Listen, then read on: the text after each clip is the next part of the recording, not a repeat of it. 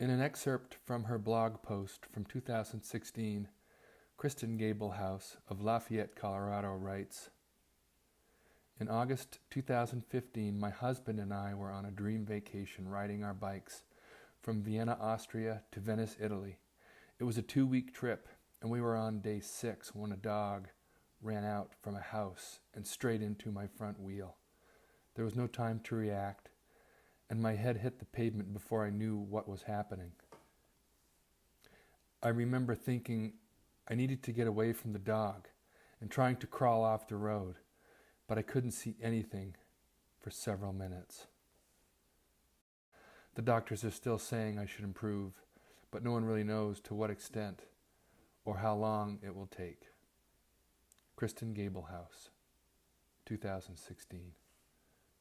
Today, Kristin runs ultramarathons from 50 to 100 miles to push through the fog, to feel normal again, to feel alive again. She runs thousands of miles a year in training for a sport that gives her back to normalcy. Today I joined Kristin and her husband Josh to learn more about her recovery, her mental and physical struggles, her rehab, and her life with TBI, a traumatic brain injury. And I discovered how the most important part, her husband Josh, has been such an integral part of her journey to freedom and hope.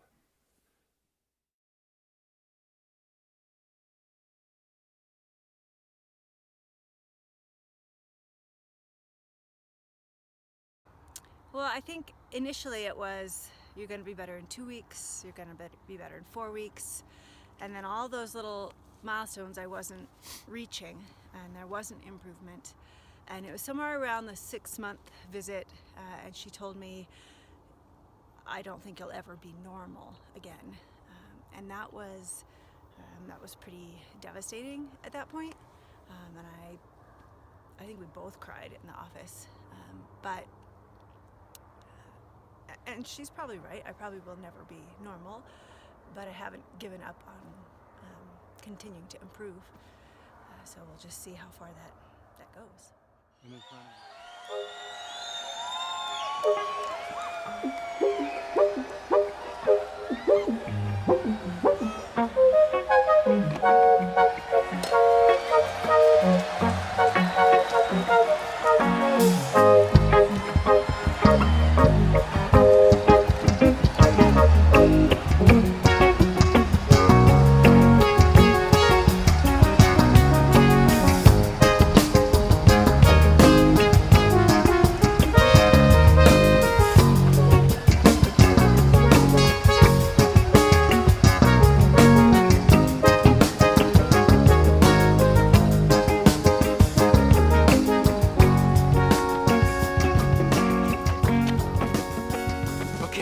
Guys, here we are from part 22 from the trail, and I don't exactly know why I'm up this early to do this run. Actually, I do. It's these guys. Same. And they woke me up early this morning to get a glimpse of the landscape at 7 o'clock. And this is my dear friends Joshua and Kristin, and they are so nice to get me up this early. But we're going to start walking up the hill, and they're going to tell you and me why they're doing this. Okay, you ready to walk? Sure. So we're usually out at sunrise or before sunrise a few days a week to get in our morning run. It's a beautiful way to start the day, and you get to see the gorgeous sunrise. But mostly it's because we train and we run ultra marathons, which I've done for a while but started doing more of in the last couple of years. A couple of years ago I was in a bike crash and had a brain injury, and since that time I haven't been able to work. There's been a lot of things I haven't been able to do, like drive, but I have been able to run, and so I've devoted a lot of time to that because it keeps me going, and it makes me feel like me. And it's something that Josh and I have been able to do together. And so he's the one that's out here every morning with me, driving me to the trailhead so that I can run. And it's turned him into a runner as well. Is that a good thing? Yeah, I used to consider myself just a cyclist who happened to run once in a while.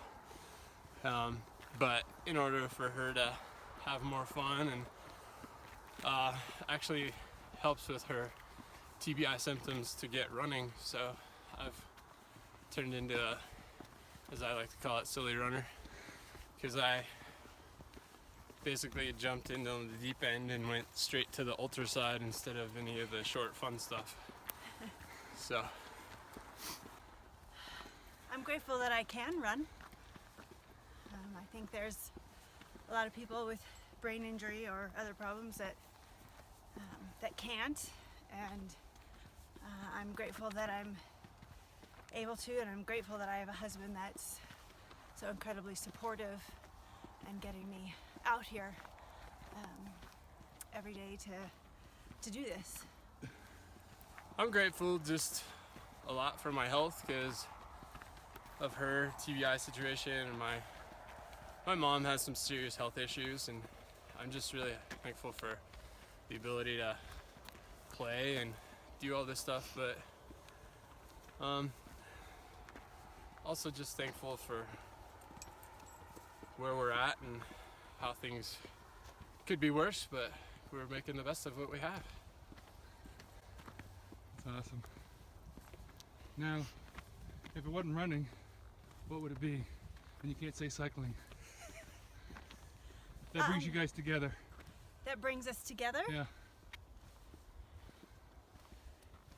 Trick question, wasn't it? Oh, yeah. Adventuring. Yeah, I'd say our love of play in general, whether that's hiking or backpacking or Seeing new places. traveling. Yeah. Just Like new experiences, trying to find new things. Yeah. Yeah. What are you gonna do with the next 5 years? The next 10 years? The next 30 years? Oh, jeez. You didn't tell me you were going to ask that kind of a question. got a life plan. I'm just looking out over the landscape. Well, he's training for his first 50 miler. Yeah, that's this year, next year. But 5 is a long ways out. Like, you just never know what's around the corner. And so to even think 10, 20, 30 is crazy to me. Yeah. We just kind of focus on where we're at now. You guys see that? Yeah, I do. What about that view? Well, that's why we get out here every day. Well, almost every day. So running for me has been therapeutic. I think both emotionally, physically. It's gotten me out of the house. It helps with depression, anxiety, but it also is a way for me to heal a lot of the other symptoms. And they think what it does is it probably increases the oxygen in the brain and the dopamine levels, and maybe even building new neurons. But I'm able to push myself in these races for 50 miles, 100 miles, and I feel like a different person during that race and when I finish, and I feel normal. And it's really the only time that I feel totally normal. But I can finish a 100-mile race and I can read, I can drive, I can be on the computer For hours. and and not have any symptoms.